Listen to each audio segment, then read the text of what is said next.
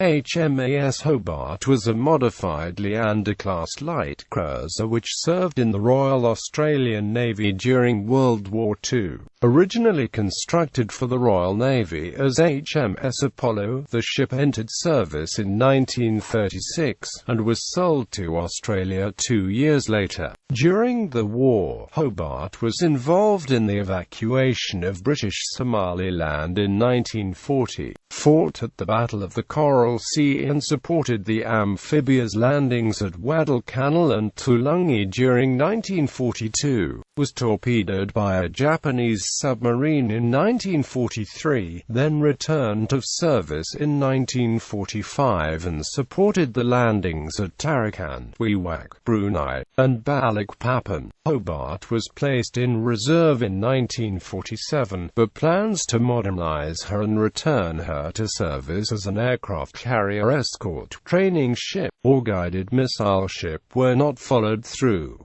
The cruiser was sold for scrapping in 1962.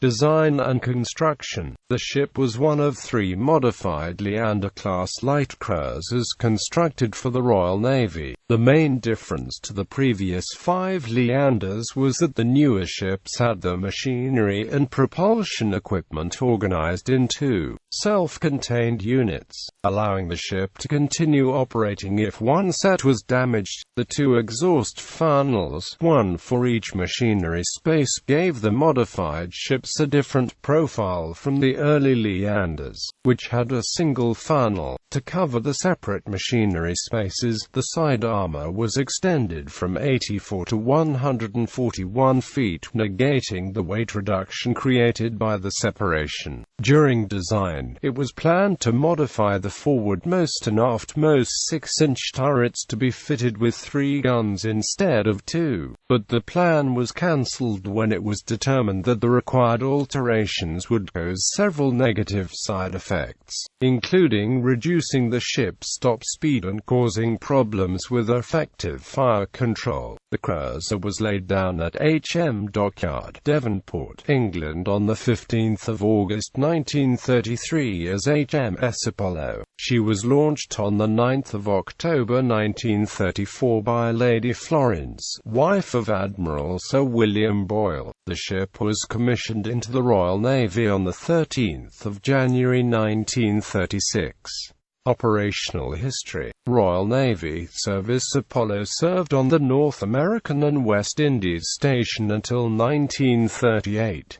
Australian acquisition. The ship was purchased by the Australian government in 1938, with the transfer of the seaplane tender HMAS Albatross to the Royal Navy as part of the payment. She was originally to be renamed and transferred to the RAN on 6 October, but the mobilisation of the British Home Fleet in response to the Munich crisis brought this forward to the 28th of September. The cruiser arrived in Australia at the end of 1938 and visited her namesake city during February 1939.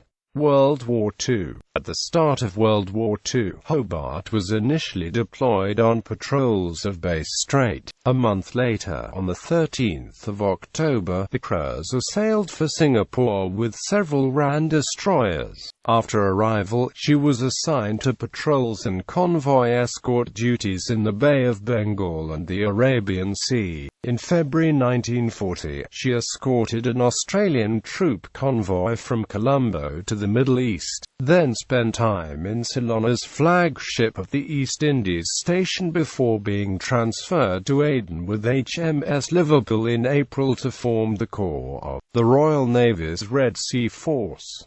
The cruiser fired in anger for the first time on 12 June 1940, in retaliation to Italian aircraft attacking Aden. On 19 June, the cruiser's Walrus amphibious aircraft dropped bombs on an Italian wireless station on Centrepeak Island in the Red Sea. At the start of August, Hobart escorted a relief force to Berbera in response to the Italian invasion of British Somaliland. 2 weeks later, the decision was made to abandon British Somaliland, and Hobart was designated headquarters for the evacuation. The Walrus was used to successfully fend off air raids and bombed the Italian headquarters at Zila, while a 3-pounder Hotchkiss saluting gun was converted into an anti-tank gun and sent to assist in the rearguard action. Although the 3 volunteers crewing the weapon were captured, Hobart's captain orchestrated the evacuation of over 7,000 soldiers and civilians aboard a heterogeneous flotilla of vessels.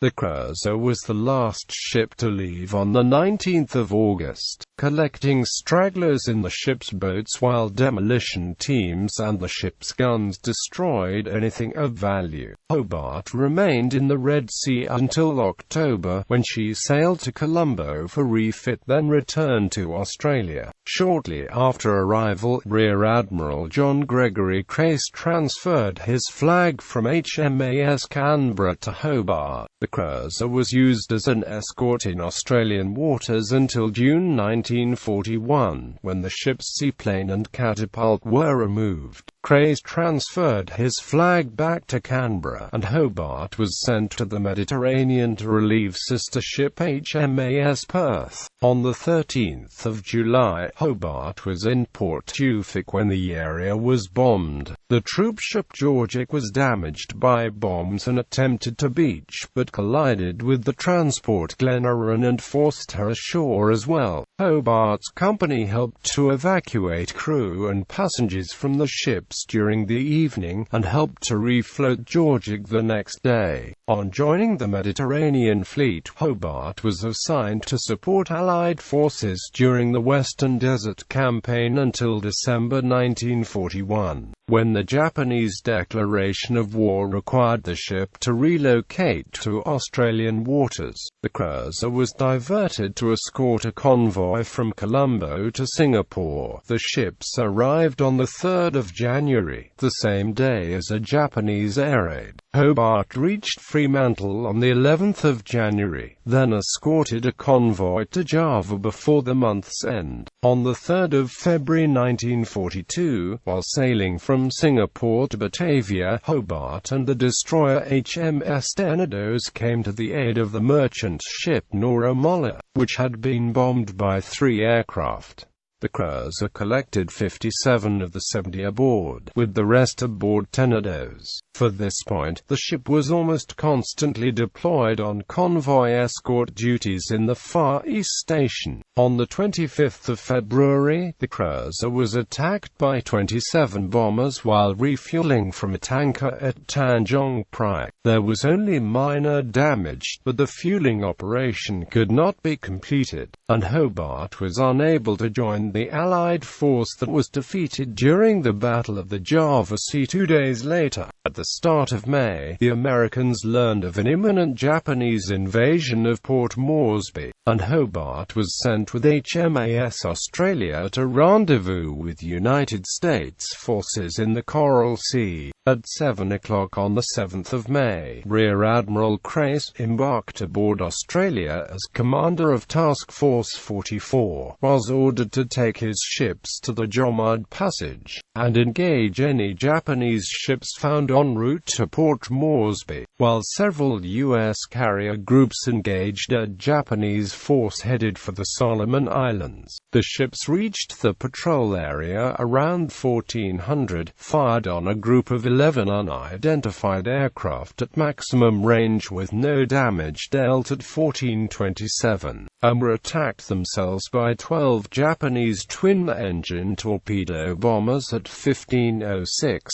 No ships were damaged for the loss of 5 aircraft. At 1516, 19 Japanese heavy bombers dropped the payload on the Allied ships. No ships were hit directly. The only casualties were from shrapnel. A few minutes later, the ships were attacked by another 3 heavy bombers. Flying at a higher altitude to the first group, the bombing was much less accurate. It was later learned that the 3 aircraft belonged to the United States Army Air Forces.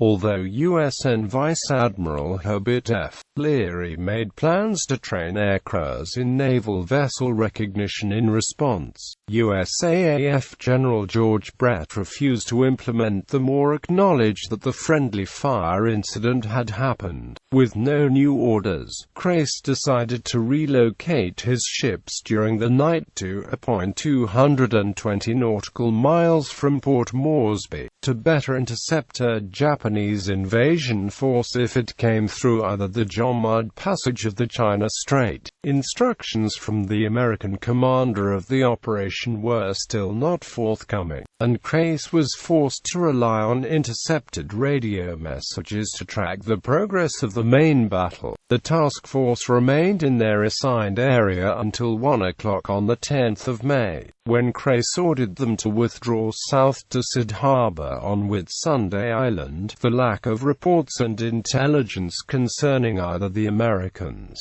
or Japanese led him to conclude that both forces had withdrawn, and there was no immediate threat to Port Moresby.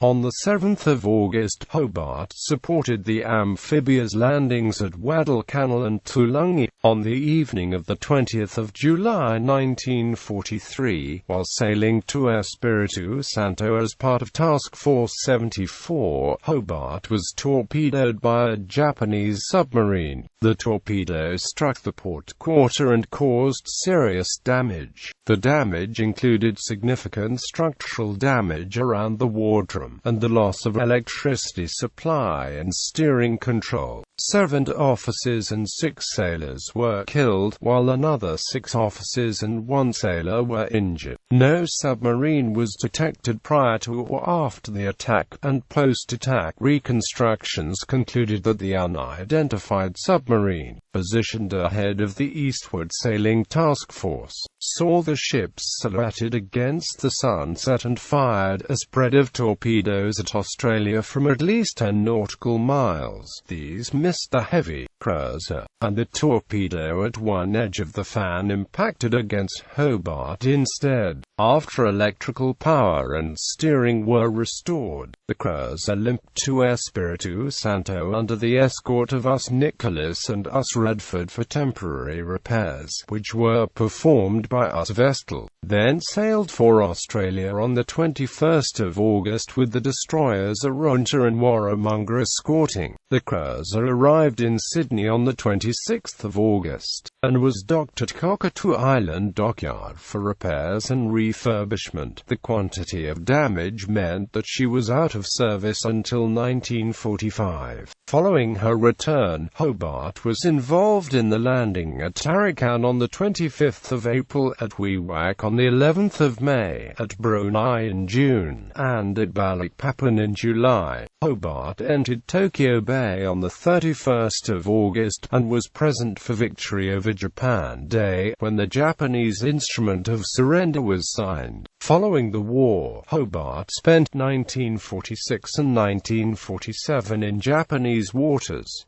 Hobart received 8 battle honors for her wartime service: Mediterranean 1941, Indian Ocean 1941, Coral Sea 1942, Savo Island 1942, Guadalcanal 1942, Pacific 1942-45, East Indies 1940, and Borneo 1945. Decommissioning and fate. Hobart was paid off into the reserve fleet on the 20th of December 1947. In 1950, following the failure to find a suitable new British cruiser design, and a dollar shortage preventing the purchase of U.S. vessels, it was decided to modernize Hobart and use her as a stopgap aircraft carrier escort until the Leander-class destroyers entered service, after which she would serve as a troop convoy escort to the Middle East in the event of a future conflict. This planned role changed in 1952 following a series of financial cutbacks and the realization that the battle-class destroyers were suitable carrier escorts. Instead, Hobart was to replace Australia as the training cruiser.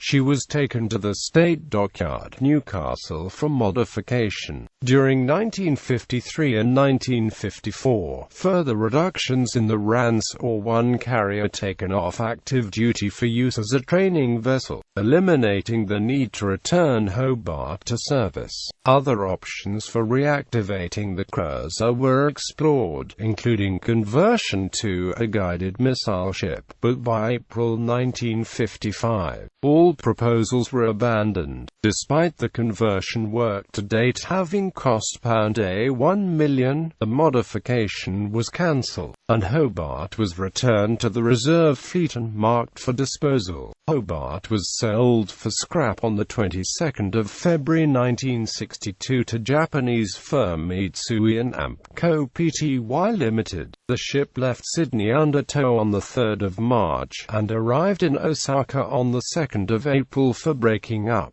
Citations